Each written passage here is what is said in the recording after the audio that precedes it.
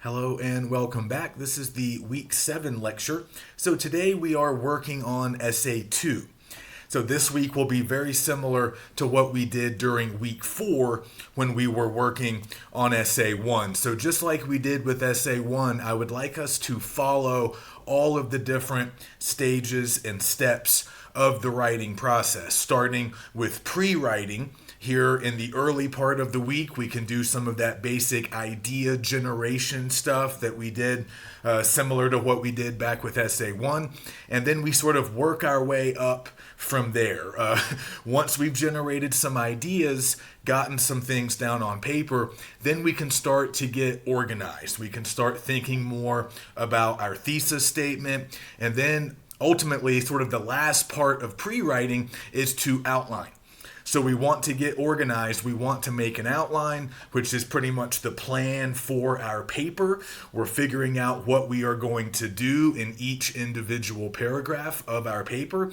And at the same time, or right after we outline, maybe right before, I would also recommend that you come up with some kind of schedule based on when you know you'll have time to work on the assignment over the course of the week. So we need to do pre-writing early in the week, have an outline in hand by roughly the middle of the week, and then we can move on to drafting. And that, of course, means writing our rough draft. We need to set aside some time to do that. And then by the end of the week, we need to do some post-writing. We need to revise and edit before we submit the final draft. So I would like us to go through all of those steps once again. This should feel pretty familiar because, again, we were doing all of this stuff just a few weeks ago as we were working on essay 1. But it really is especially important and helpful to think about the writing process as you get moving on essay 2.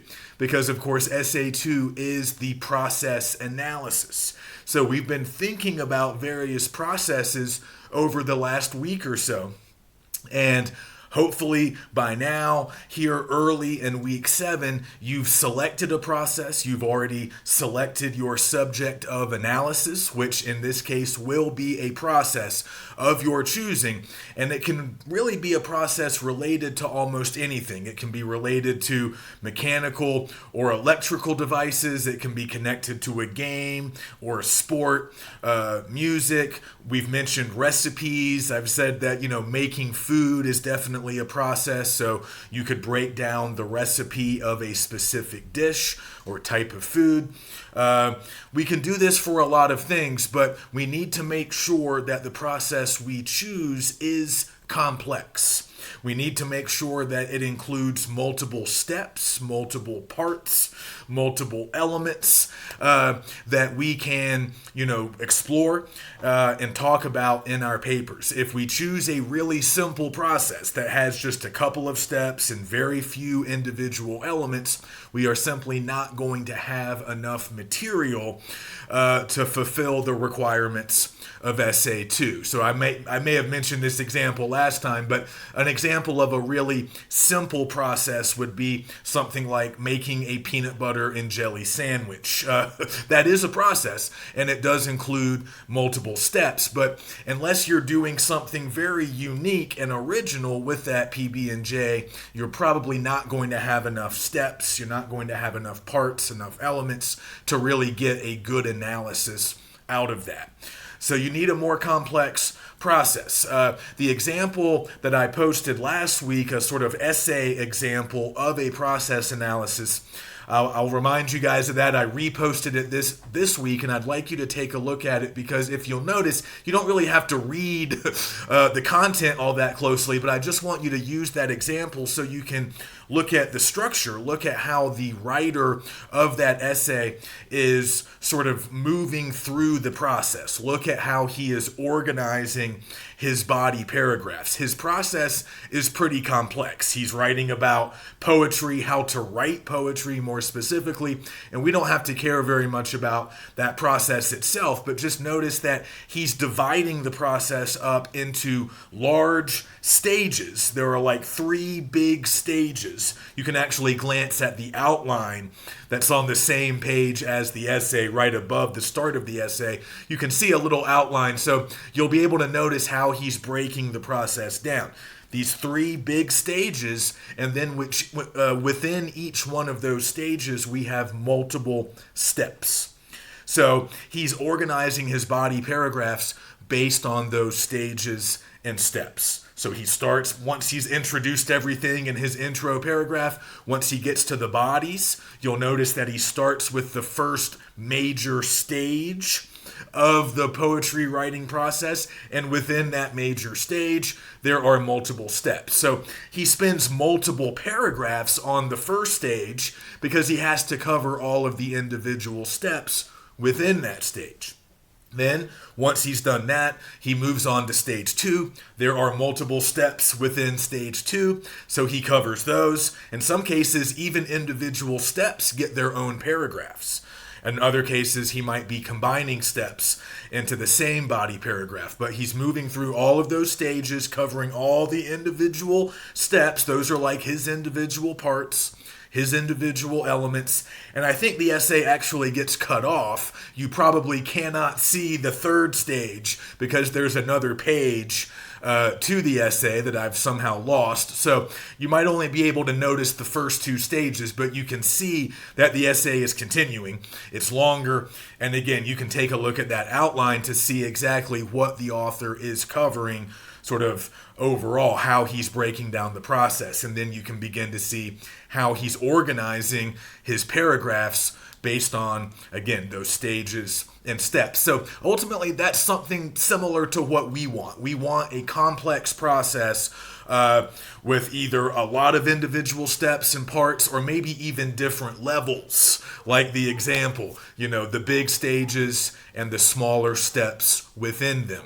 But we need a pretty complex structure like that, and we need a lot to cover in order to have the material that we need, obviously, for Essay 2. So just choose your process wisely. Don't choose a process that seems easy or really simple, because chances are that's not going to really work.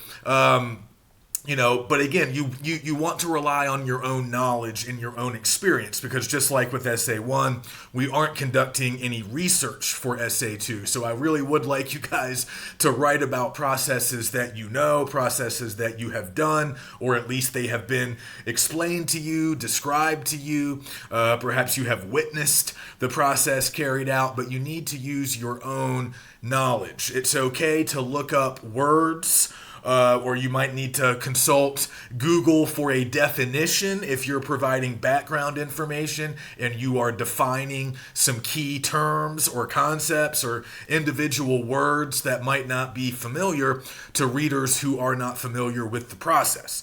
You can look up words, you can provide those types of definitions or explanations, but the majority of the work, and certainly the steps, the process itself as you present it in your body paragraphs, all of that material really needs to come from you and only you. So you need to be familiar with the process, and you need to make that process clear and understandable to us. That's the whole idea here. Remember, going back to our first week of analysis, I said that it's a really valuable tool when you're trying to explain difficult concepts to people. You're trying to explain things that people don't have firsthand experience with, or maybe they just don't know very much about it at all. And through analysis, we can make the abstract more concrete. We can take complex stuff that's unfamiliar, and we explain it through our steps, through our information that we are providing, explanations, descriptive details, and through all of that analytical work, we're ultimately able to explain our subject to an audience that might not otherwise understand it. So that's what we want to do. So it's good to take something relatively complex and find ways to make it understandable to others. So by by the beginning of the week, you need to have your subject, and you also need to think a little bit about your principle of analysis. So we talked about this a couple of weeks ago as well when we were first starting the analysis unit. And this is kind of a vague idea, but it's basically the organizing structure, the principle of your analysis. How are you going to approach the analysis? This is largely based on what you are trying to illustrate, what you are trying to show to your readers. So ask yourself, once you've selected your process, just ask yourself the very simple question, what do you want to show, illustrate, or prove about this process? What do you want your readers to understand about the process? And remember, the differences between directional and informational analysis. We talked about this last week. So with directional process analysis, the goal is usually to actually get readers to perform the actions described. You want them to actually carry out the process. You want them, you're providing instructions to them, and you want them to follow those instructions and actually complete the process. So you have to ask yourself, is that what you want? Do you want your readers to actually do the process that you are analyzing, or are you leaning more towards the informational analysis where the goal is more to just arrive at that larger understanding? Like the bill becoming a law, that video that I posted last week, like I was saying in last week's lecture, we as individuals cannot actually carry out that process. We are not elected representatives in government. We cannot actually complete all of those steps. But by watching that analysis, we are able to arrive at a greater understanding of how that process works. They're still providing step-by-step sort of information, but again, the idea isn't for us to necessarily do it. The idea is for us to just understand how others do it. And I guess if we ever found ourselves in Congress, we could perform some of those actions ourselves using our knowledge and our understanding. But, contrast that with the coffee video, which was strictly directional, and they really were sort of giving you what you needed to complete that process. You were sort of designed to be doing it. You were intended to be doing it yourself. It was designed that way. So figure out what you want to do. Like I've said, we're going to be incorporating aspects of directional analysis and informational analysis, but you can lean one way or the other. You can lean a little bit more towards the directional or a little bit more towards the informational based on what your goal is, what you want your readers to accomplish. So do you want them to carry it out? Do you want them to have a physical product? Do you want them to make something, bake something? Or do you just want them to understand the process? I mean, that's always at least part of the goal, but in some cases that really is the entire goal because it just might not be feasible for the readers to actually perform the steps in a literal physical way. But that is going to be part of your principle, part of your organizing structure. So what do you want to accomplish? And once you know that, you can start to pinpoint the individual elements and parts that you want to discuss. So based on what you're trying to show your readers, based on what you want your readers to do or to understand, you can start picking out the individual steps, the individual parts and elements that are going to be important for you in this essay. And my advice at this early stage, as we're getting started on pre-writing, just make a list of all of your individual parts, all of your individual elements. You don't have to start organizing immediately. The first step is to get those individual parts down on paper. That's part of our free writing, part of our brainstorming, some of those idea generation activities that we did for Essay 1. We can do a lot of those. Once again, it doesn't really matter what type of essay we are writing. We always need to generate ideas, so those activities are always useful. You can even use the journalist questions again. You might not necessarily need to answer all of them, but you can still ask yourself, what is happening? Like, what are we doing? When are we doing it? Does your process need to be performed at specific times? You can also ask yourself, where are we doing it? Does this process need to be carried out in a specific place? Who is doing it? You know the answer to that. It's going to be your readers, or they are at least reading it. They might not be, again, physically doing the process, but you know who's reading. So you need to think about your audience. What do they need? What do they want? Again, don't assume that they know as much about the process as you. In fact, assume the opposite. Assume that they don't know as much about you, as much about it as you, and then use your judgment. If you're dealing with stuff that's not widely known, if you're dealing with a process that is not widely known, it's not common knowledge, it involves parts and elements and maybe equipment that are not well known to a lot of people, then you're going to have to provide more background information. We mentioned that last week. You might need to put some of that in your intro paragraph. You might need some of it in your bodies. You might need to define several words or terms, if there's really specific jargon, specific language related to your area of expertise that other people might not know. You can't assume that people possess that same level of knowledge as you. So again, use your judgment. If you're dealing with stuff that's pretty common, maybe your process is unique, but the materials are common and the actions are pretty easy to understand, then maybe you don't need as much background info. Some people need a lot, some people need less. It just depends on the process that you are analyzing.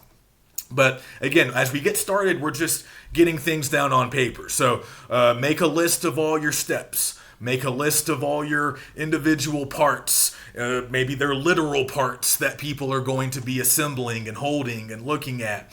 Also, if there's any equipment required, if there's any specific material that will be required in order for readers to understand or complete the process, you need to include that stuff. Explain it.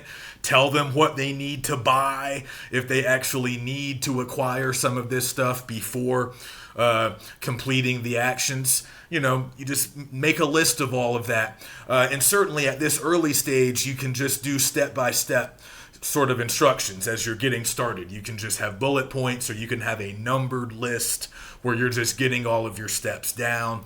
And that's a great way to get started. So that's just part of idea generation. So yeah, maybe you want to free write, write nonstop for 10 or 15 minutes about your process. And I would even recommend, if you've carried out this process before, which is good, if you have that personal experience, maybe just journal a little bit or free write a little bit about the last time you did it, or just sort of recount the last time, you yourself completed the process, or just, based on memory, you can write some of your own experiences down as well, and you can draw on some of those as you outline and as you draft. So just give yourself some time, maybe on Monday, maybe on Tuesday, at some point early in the week, do some of that idea generation and just get some notes. They can be on the computer or maybe in a notebook written by hand, but just get some of that written down. The next step, really start thinking about your thesis. So with Essay 1, we were kind of flexible when it came to our thesis statement. It was our narrative point, of course, our theme back in Essay 1. And because narratives are creative and they're not quite the same as a lot of other types of academic writing, I let you guys decide if you wanted to state your thesis directly or if you wanted to leave it implied, if you wanted to leave it unstated, just so long as you made it pretty clear you were able to express it perhaps through characters or dialogue or events in your plot, which was fine. That's fine for a narrative. But here with the process analysis, we must include a clear thesis statement in our introductory paragraph. So we know that we don't have an option this time as to whether we're going to include it directly or not. So we need to start thinking about what our thesis is going to be. And it might seem a little strange to think that you have an argument here with the process analysis. You might think, well, I don't have an argument. I'm just explaining something. I'm just showing my readers something. But you do need to think in slightly argumentative terms. You do have an argument. Your argument is connected to what you want your readers to achieve. So you're showing them things, you're explaining things, of course, and you want them to understand your process, but there also needs to be a larger goal in mind. You want them to arrive at this greater understanding, or you want them to follow these specific steps in order for them to accomplish something, acquire something, in order for them to gain something beneficial. That's how you need to frame it, because otherwise readers are going to want to know, why are we doing this? Why should I take time out of my day to follow your process or to try to understand your process? You need to make it clear to readers what is in it for them. What do they stand to gain by completing or at least understanding your process? What is that going to do for them? That's how I want you to think about it. So you are making an argument. Yeah, and a lot of the arguments will be somewhat similar. You're essentially telling your readers, if you follow my steps, if you follow my analysis, you will be able to blank. Fill in the blank.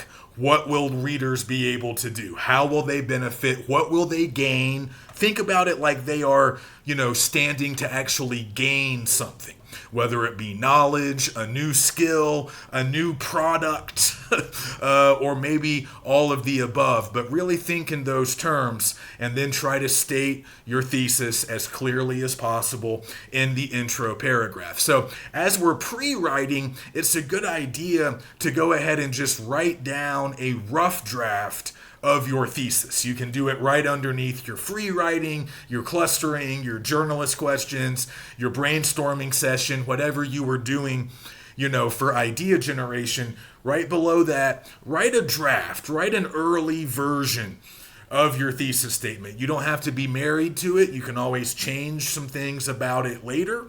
You can work on the exact wording. You can work on the sentence itself. You might end up with 2 sentences. It's not really a bad thing to have a 2-sentence thesis statement, but you need to get it down on paper so you are thinking about it, so you can articulate it to yourself. That's always step 1, and then later you can articulate it to us.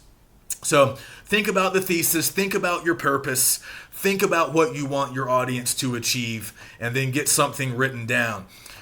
Once you've done that, we can move on to really, like I said, the final part of pre-writing, which is outlining. So if you look in the week 7 module, or if you are receiving a hard copy, either way, everybody watching will have access to the process analysis outline.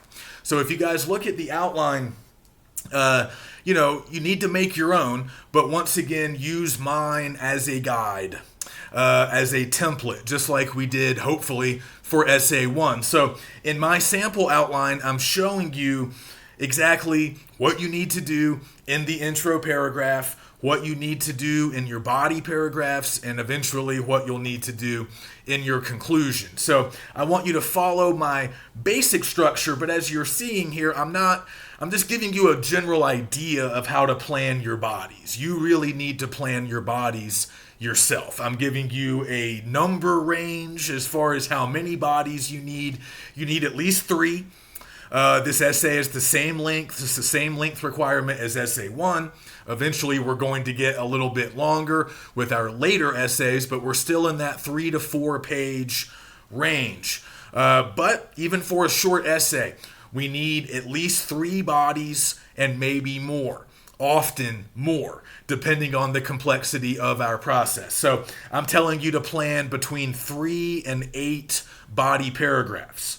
And I'm telling you the basic things that you need in those bodies, but you guys have to work on organizing the bodies. You have to figure out how you're going to cover your process. How are you going to cover all of your steps, all of your elements in your various bodies? So you got to work on that, and that's really where outlining is so helpful. So the intro paragraph is pretty easy to plan. You just need to follow my lead.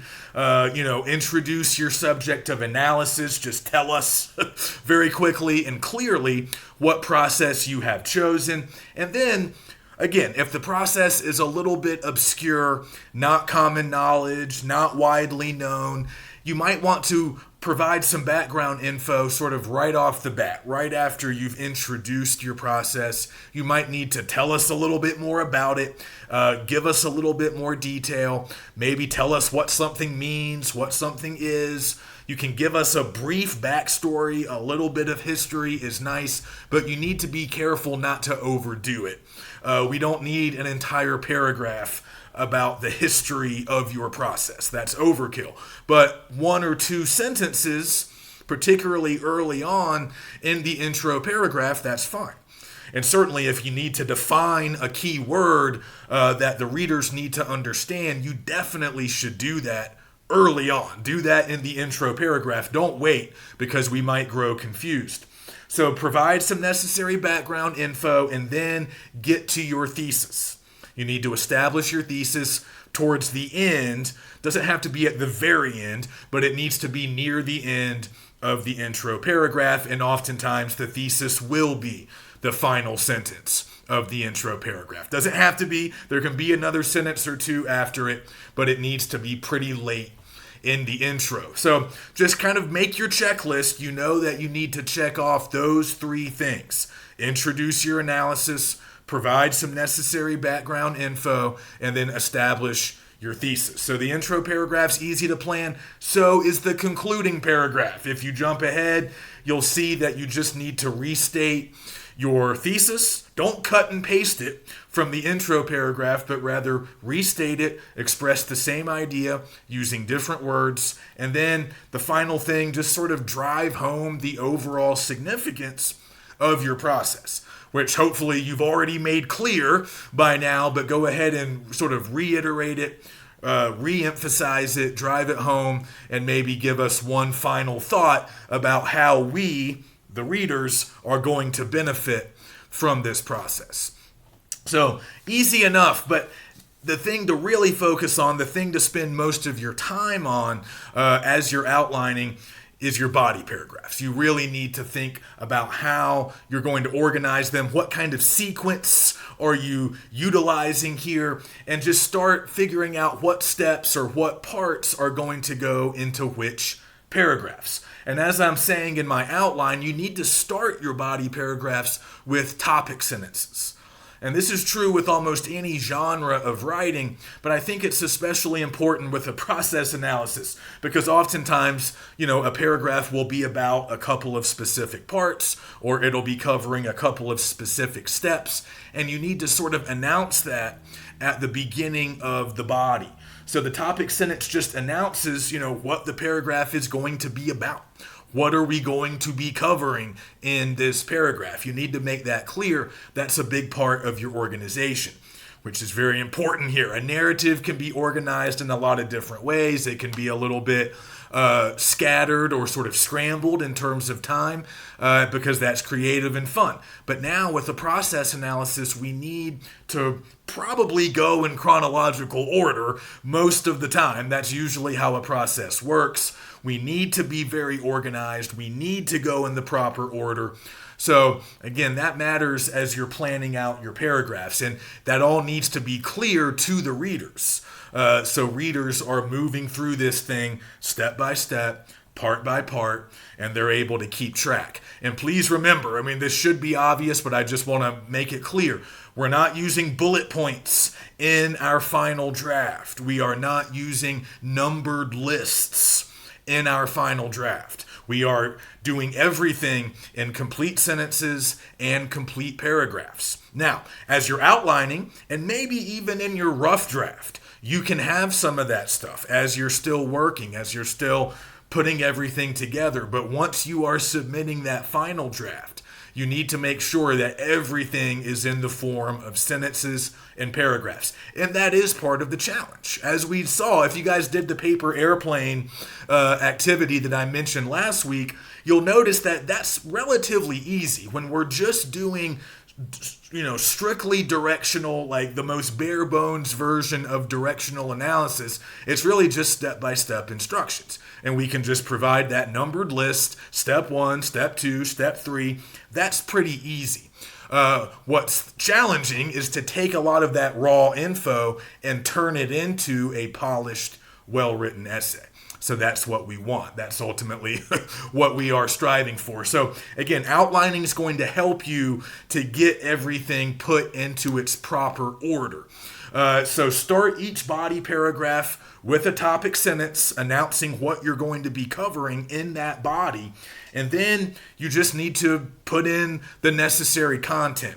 As I mentioned on the outline, some of your body paragraphs are going to be mostly directional, like you're going to be providing, again, step-by-step instructions in paragraph form, and that's okay. And other body paragraphs might be largely informational, which means, you might still have steps, but you're focusing more on explaining, informing. You have a lot more detail. You might be providing additional, explanation. Again, informational or explanatory analysis is kind of different than directional. So some of our paragraphs will be more informational while others are more directional, but ultimately we want both. We want to be doing both. And in some body paragraphs, we might be doing both.